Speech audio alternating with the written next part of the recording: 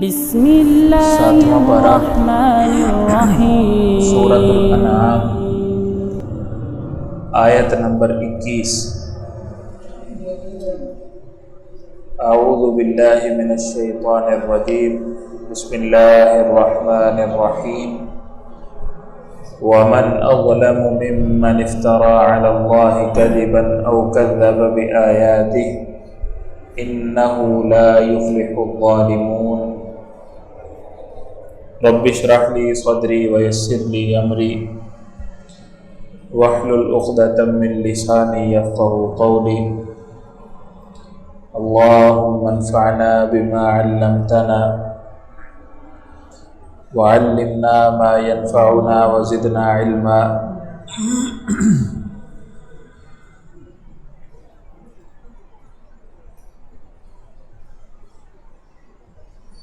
اللهم ارزقنا التفكر والتدبر لما يتلوه لساني من كتابك، والفهم له والمعرفة بمعانيه والنظر في عجائبه والعمل بذلك ما بقينا إنك على كل شيء قدير۔ ومن أظلم، اور کون اس سے زیادہ ظالم ہے، ممن افترا، جس نے گھڑا باندھ دیا علی اللہ، اللہ پر کاذباً جھوٹ، او کذب بآیاتہ، یا اس نے جھٹلایا اللہ کی آیات کو، انہ لا یفلح الظالمون، یقیناً نہیں فلاح پائیں گے، نہیں کامیابی پائیں گے ظلم کرنے والے۔ پچھلی آیت میں اللہ رب العالمین نے فرمایا ہے کہ یہ لوگ اللہ کی کتاب کو اسی طرح حق جانتے ہیں، یقینی کیفیت رکھتے ہیں جس طرح اپنے بیٹوں کو پہچانتے ہیں، لیکن انہوں نے اپنے آپ کو خسارے میں ڈال دیا ہے، ایمان نہیں لائے۔ اب اللہ رب العالمین ان کے خسارے کی اس آیت کریمہ میں دو وجوہات بیان کر رہے ہیں کہ خسارے کی سب سے پہلی وجہ اللہ پر جھوٹ باندھنا، یعنی اللہ پر جھوٹ باندھنے کا مطلب یہ ہے کہ انسان ایسی باتیں کہے اللہ کی طرف منسوب کر کے جو اللہ نے کہی نہیں۔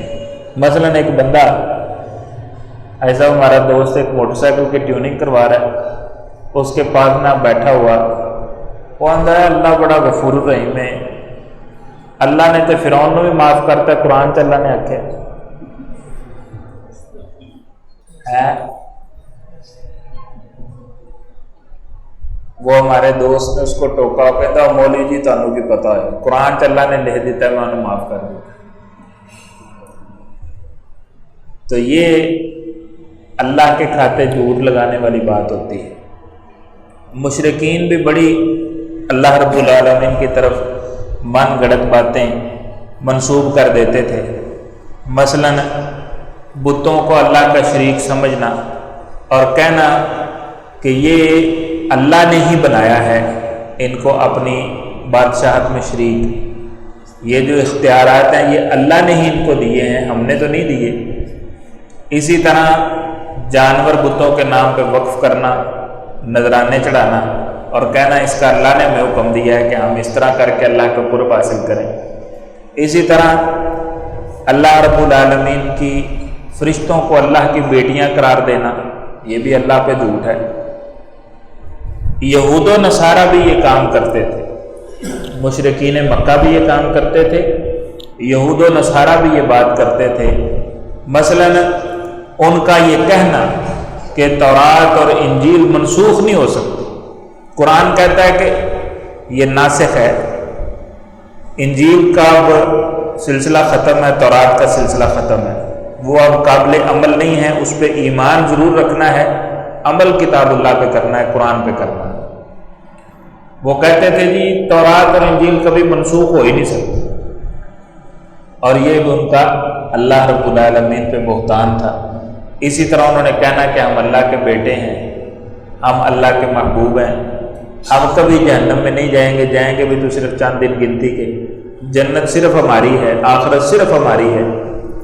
تو یہ سارے کے سارے اللہ رب العالمین کی طرف جھوٹ منسوب تھے۔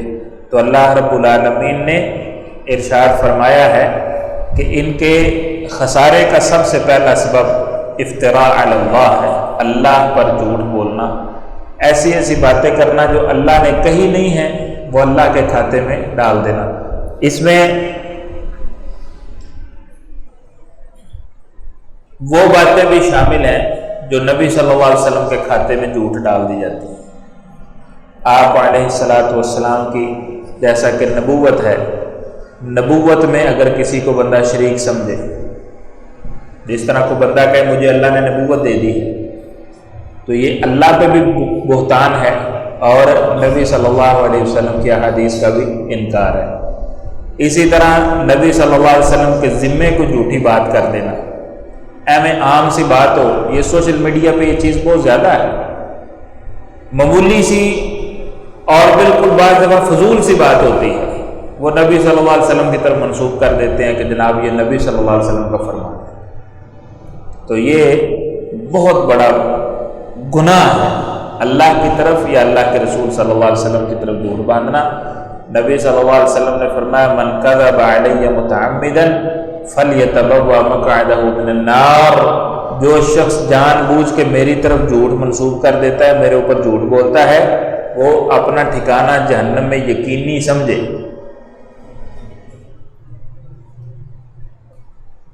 اور جو شخص نبی صلی اللہ علیہ وسلم کی طرف منسوب جھوٹ کو پتہ بھی چل جائے کہ جھوٹ ہے، پھر بھی آگے وہ لوگوں کو بیان کرتا رہتا ہے اور بتاتا نہیں ہے کہ یہ جھوٹ ہے، تو وہ نبی صلی اللہ علیہ وسلم نے فرمایا جھوٹ بولنے والوں میں سے ہی ایک شمار ہوتا ہے نا، پتہ چل جاتا ہے کہ یہ روایت من گڑت ہے، اس کی کوئی اصل نہیں، تو وہ پھر بھی لوگوں کو سنائی جانا۔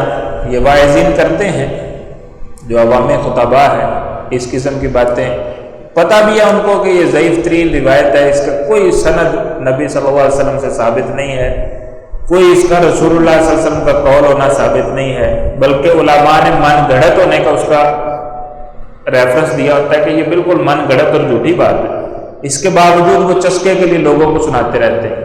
تو یہ بھی اسی طرح کا ہی گناہ ہے جو اللہ پر یا اللہ کے نبی صلی اللہ علیہ وسلم پہ جھوٹ باندھنا۔ دوسرا ان کا خسارے کا سبب کیا ہے؟ او کذب بآیاتہ، اللہ کی آیات کو جھٹلانا۔ اللہ کی آیات کو جھٹلانے کا مطلب اللہ کے معجزات ہیں جو اللہ نے اپنے انبیاء کو دیے ہیں، وہ عطا کردہ معجزات ہیں، یا احکام ہیں جو اللہ نے نازل کیے ہیں، ان احکام کا پتہ بھی چل جاتا ہے، بندہ کہتا ٹھیک ہے، اپنی من مانی کر جاتا ہے، تو یہ اللہ کے احکام کو جھٹلانے کی بات ہے۔ تو اللہ فرماتے ہیں یہ ظلم کرنے والے ہیں اور یہ ظالم کبھی کامیاب نہیں ہوں گے۔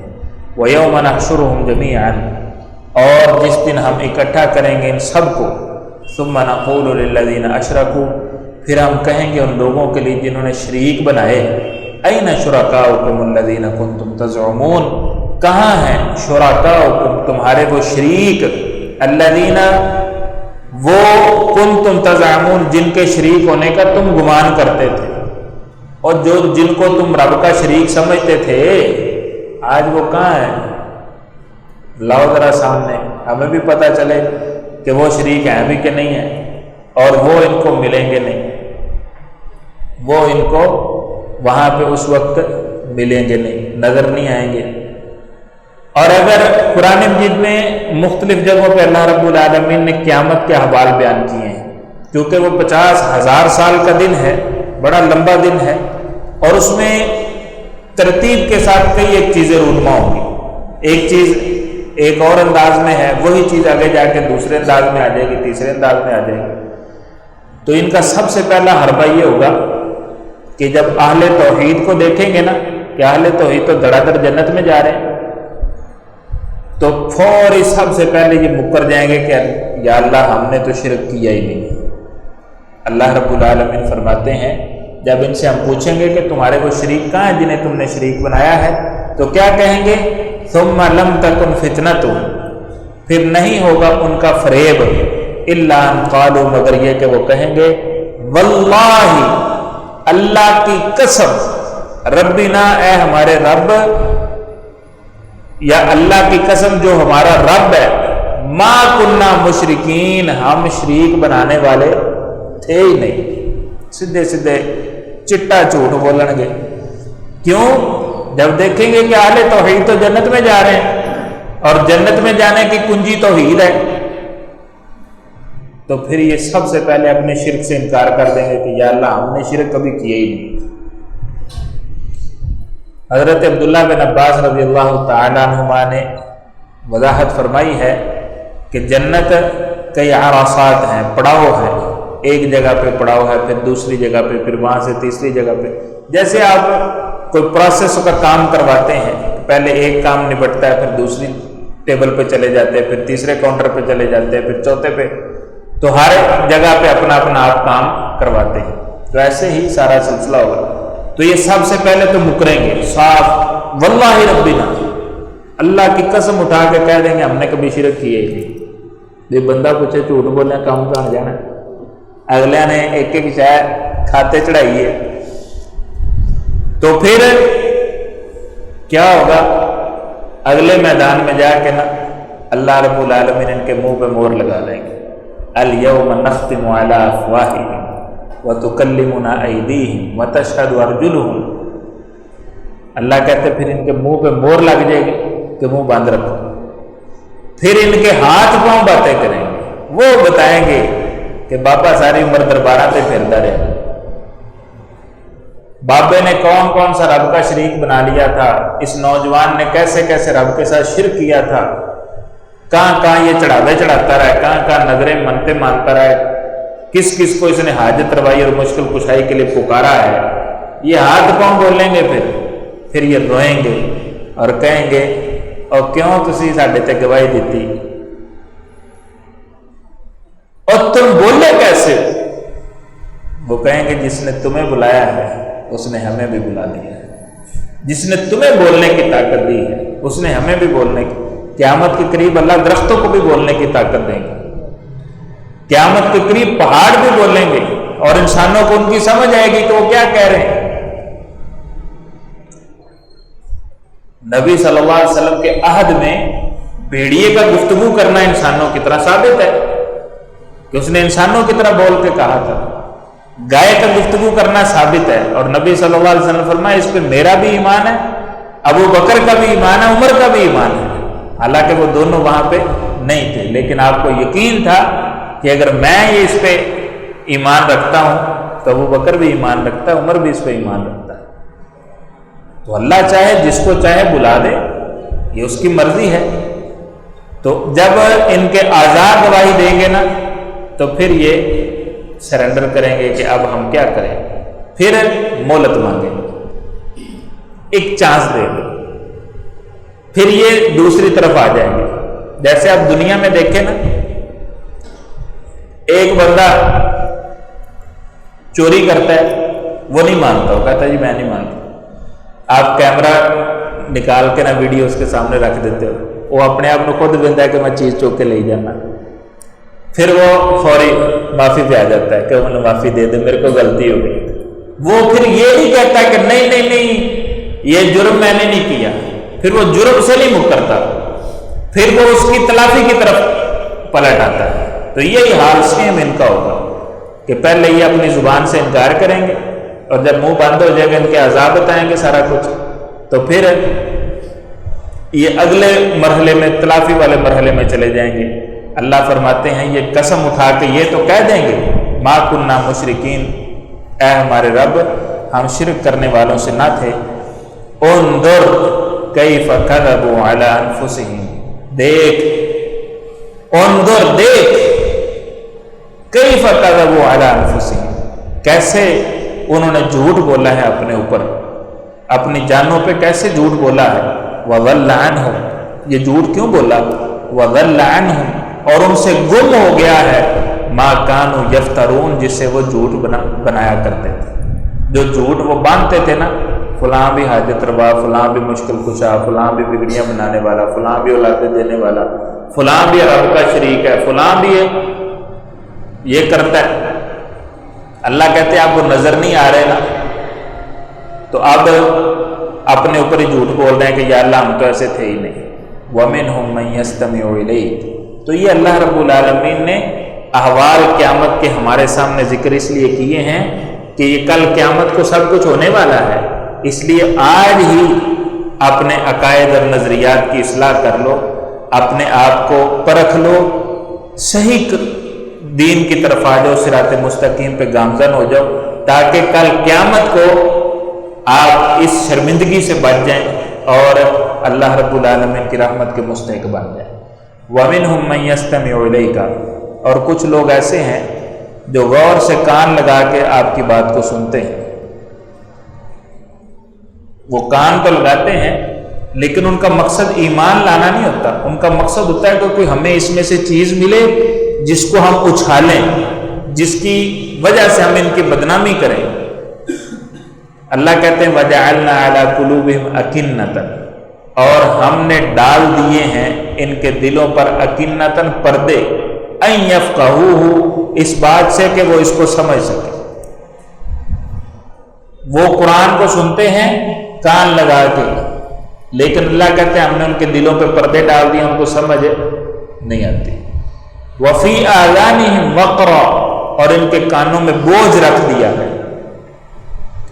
وَإِن يَرَوْا كُلَّ آيَةٍ، اور اگر وہ دیکھیں ہر نشانی، لا يؤمنوا بها، وہ اس پہ ایمان نہیں لائیں گے۔ کیوں؟ انسان جب بار بار کفر کرتا ہے نا، تو یہ کفر اتنا بڑا گناہ ہے کہ اللہ رب العالمین اس کی سزا کے طور پہ اس کے دل پہ مہر لگا دیتے ہیں، اور جب انسان کے دل پہ مہر لگ جاتی ہے نا، اس وقت پھر انسان کے اوپر کوئی قرآن کی آیت اور کوئی حدیث اور کوئی پیغمبر کا واعظ اور کسی عالم کا واعظ اس پہ اثر نہیں کرتا، وہ فارغ ہو جاتا ہے۔ تو یہ اس کو سزا اس کے گناہ کی وجہ سے ملتی ہے۔ تو اللہ کہتے ہیں ہم ان کے دلوں پہ پردہ ڈال دیتے ہیں، وہ اس کو سمجھتے نہیں، اور ان کے کانوں پہ بوجھ رکھ دیتے ہیں، وہ ان کو اس طرح سنتا ہی نہیں جس طرح سننا چاہیے تھا۔ اور اگر یہ ہر نشانی بھی دیکھ لیں تو لا یؤمنوا بہا، اس پہ ایمان نہیں لائیں گے۔ حتی اذا جاؤک، حتیٰ کہ جب آپ کے پاس آئیں گے، یجادلونک، تو جھگڑتے ہوئے آتے ہیں۔ یقول الذین کفروا، کہتے ہیں وہ لوگ جنہوں نے کفر کیے، ان ھذا الا اساطیر الاولین، نہیں ہے یہ مگر پہلے لوگوں کی قصے کہانیاں۔ قرآن کے قصے سنتے تو کہتے یہ پہلے لوگوں کے قصے کہانیاں، اس کی کوئی حقیقت ہے؟ اللہ نے کہا میں نے قوم عاد کو اس طرح تباہ کر دیا، قوم سمود کو اس طرح تباہ کر دیا، فرعون کو اس طرح غرق کر دیا، نمرود کو اس طرح تباہ کر دیا۔ وہ کہتے ہیں یہ قصے کہانی ہے، اس کی کوئی حقیقت ہے۔ وَهُمْ يَنْهَوْنَ عَنْهُ، اور وہ روکتے ہیں اس سے، وَيَنْأَوْنَ عَنْهُ، اور خود بھی دور رہتے ہیں اس سے۔ یہ ان کے مزید جرائم ہیں کہ خود بھی کتاب و سنت سے دور رہتے ہیں اور لوگوں کو بھی روکتے ہیں۔ وَإِن يُهْلِكُونَ إِلَّا أَنفُسَهُمْ، اور نہیں وہ ہلاک کر رہے مگر اپنے ہی آپ کو۔ وَمَا يَشْعُرُونَ، اور ان کو شعور نہیں ہے، وہ لاشعوری طور پہ صرف اور صرف اپنا ہی نقصان کر رہے ہیں، کسی اور کا نقصان نہیں کر رہے۔ تو یہاں تک آج ہم پڑھ لیتے ہیں، کل انشاءاللہ اس سے اگلا مرحلہ کہ جب ان کا جھوٹ پکڑا جائے گا نا، تو پھر وہ اللہ رب العالمین سے فوری طور پہ مہلت کا مطالبہ کریں گے کہ یا اللہ ایک چانس اور دے دو، دنیا میں واپس جائیں گے نا تو بالکل ٹھیک ہو جائیں گے۔ اور اللہ رب العالمین ان کو چانس نہیں دیں گے۔ وہ بھی کیوں نہیں دیں گے، یہ بھی اللہ رب العالمین نے واضح فرمایا ہے۔ اعوذ باللہ من الشیطان الرجیم ومن اظلم ممن افترى على الله كذبا او كذب بآياته انه لا يفلح الظالمون ويوم نحشرهم جميعا ثم نقول للذين أشركوا ثم نقول للذين أشركوا أين شركاؤكم الذين كنتم تزعمون ثم لم تكن فتنتهم إلا أن قالوا والله ربنا ما كنا مشركين انظر كيف كذبوا على أنفسهم وضل عنهم ما كانوا يفترون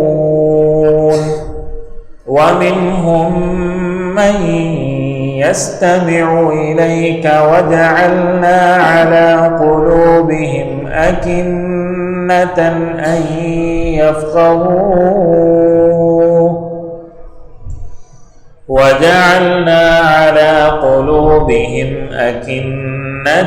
أن يفقهوه وفي آذانهم وقرا وإن يروا كل آية لا يؤمنوا بها حتى إذا جاءوك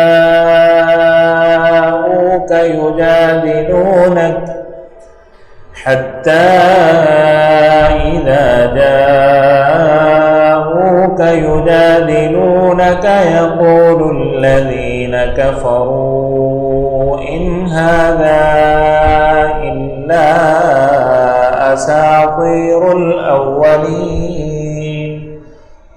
وهم ينهون عنه وينأون عنه وإن يهلكون إلا أنفسهم وما يشعرون. سبحانك اللهم وبحمدك أشهد أن لا إله إلا أنت أستغفرك وأتوب إليك. صدق الله خالقنا المولانا العلي العظيم.